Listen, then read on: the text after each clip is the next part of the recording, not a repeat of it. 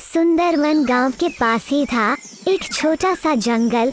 उस जंगल में बहुत सारे पंछी रहते थे और गांव के शिकारियों की नजर हमेशा उन पंछियों पर रहती थी।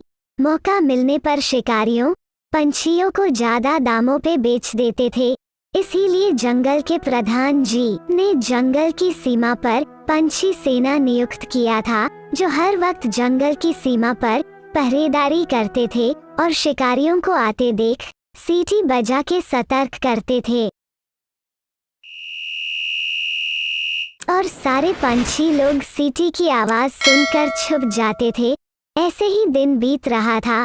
एक दिन सुबह टुनी ने अपने भैया से कहा, भैया कुछ दिन बाद राखी है, बताओ ना आप क्या देने वाले हो इस राखी पे मुझे। मेरी छोटी सी प्यारी सी बहन, बताओ तुम्हें क्या गिफ्ट चाहिए इस राखी पे। चलो बताओ बताओ क्या चाहिए तुमको। मुझे इस राखी पर एक सुंदर सी फ्रॉक चाहिए जिसको पहनकर मैं सुंदर सी परी लगूं। परी तो तुम हो ही, लेकिन तुमने मांगा है तो मैं जरूर लाके दूंगा।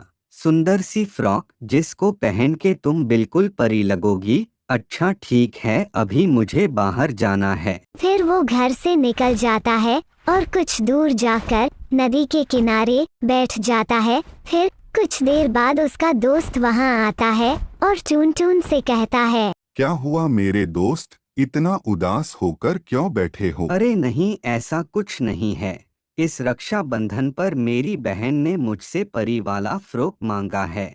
मैं वही सोच रहा हूँ कि हमारे जंगल में तो वैसा कोई दुकान है ही नहीं। चिंता करने की कोई बात नहीं है। कुछ दूर यहाँ से उत्तर में एक नया दुकान खुला है, वहाँ वो फ्रॉक तुम्हें मिल ही जाएगा। मगर रास्ता थोड़ा दूर है और बीच में एक गांव भी है जहाँ शिकारी रहते हैं। कुछ देर सोचने के बाद टुनटुन बोला, वही तो सोच रहा हूँ। मेरी बहन ने तो फ्रॉक मांगी है और भैया हो के मुझे तो फ्रॉक ला के देनी होगी। चलो एक बार जाके देख लेता हूँ, तुम क्या कहते हो? तो चलो अभी निकलते हैं। इसके बाद वो दोनों वहाँ से निकलते हैं और काफी वक्त के बाद जब वो दोनों वह पहुँचते हैं तब तक काफी शाम हो जाती है। दोनों शॉपिंग करने के बाद काफी थक जाते हैं। दोस्त बहुत थक चुका हूँ, थोड़ी देर आराम कर लेते हैं, उसके बाद फिर चलेंगे। अरे आज मैंने सुबह सुबह किसका मुंह देखा था? एक साथ दो दो पंछी, हमें तो इन्हें पकड़ने ही होगा। ठीक कहा तूने, इनको पकड़ के बाजार में ज्यादा दामों पे बेच दूंगा, लेकिन हमें इनको संभल के पकड़ना होगा। बचाओ कोई हमें, बचाओ बचाओ। इतना चिल्लाने से कोई फायदा नहीं, यहाँ तुम्हारी आवाज सुनने वाला कोई नहीं है और ना बचाने कोई आएगा। हमने आपका क्या बिगाड़ा है?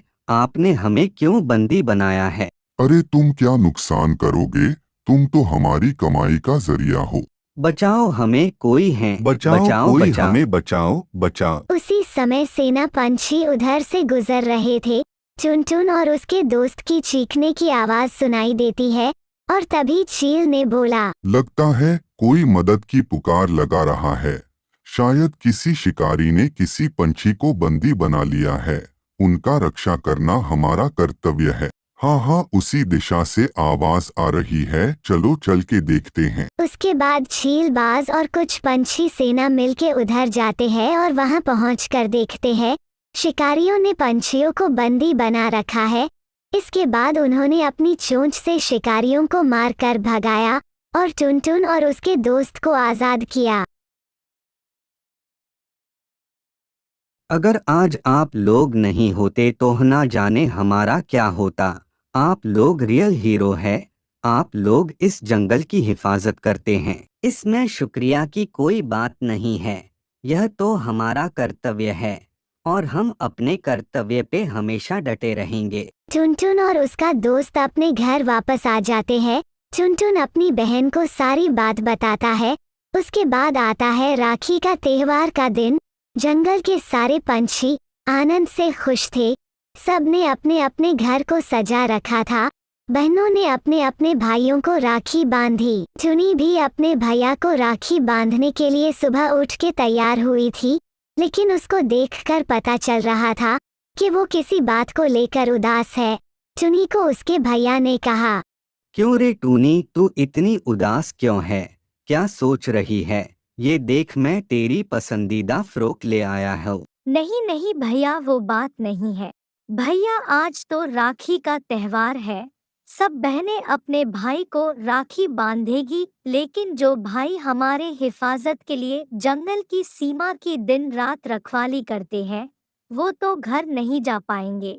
उनकी भी तो बहन है। तूने ठीक कहा टूनी, मैं तो तेरी तरह सोचा ही नहीं कभी। सच में हम उन लोगों के कारण ही इतना सुरक्षित है। ठीक है, चल आज तू उन लोगों को राखी बांधेगी। इसके बाद टुनटुन टुनी को लेकर जंगल की सीमा के पास सेना पंछियों के पास जाता है और कहता है, अगर उस दिन आप लोग नहीं होते तो पता नहीं मेरा क्या होता। टुनटुन सारी बात बोलता है।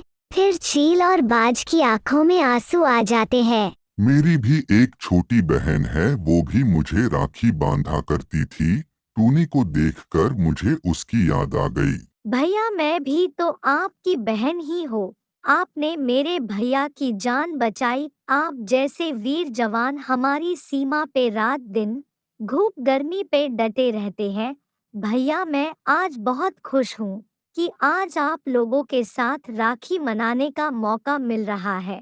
बहन, आप लोगों की बातों से हमें बहुत खुशी और हिम्मत मिलती है। बस आप लोग ऐसे ही हमारे हौसले बढ़ाओ और हम लोग इसी तरह से देश की सेवा करें। फिर टूनी सबको राखी बांधती है और अपने घर वापस चली जाती है। इधर सारे पंछी लोग खुशी मना रहे थे। अब खुश है ना तू टूनी? अब आज शाम हम बाहर खाना खाने जाएंगे। मेरी बहन को आज मैं बाहर ले जाकर खाना खिलाऊंगा। सच में भैया, आप सबसे अच्छे भैया है। टूनी और उसके भैया फिर शाम को खाना खाने बाहर जाते हैं। बहन, आज 75वां गणतंत्र दिवस है।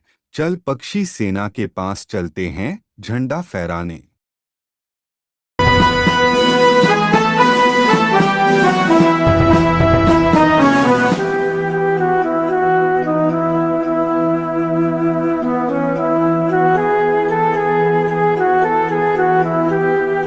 नन्ही चिड़िया टीवी फैमिली की तरफ से आप सभी को 75वां इंडिपेंडेंस डे मुबारक हो। अगर आपको यह वीडियो पसंद है तो लाल बटन दबाएं और चैनल को सब्सक्राइब करें और वीडियो को लाइक करें।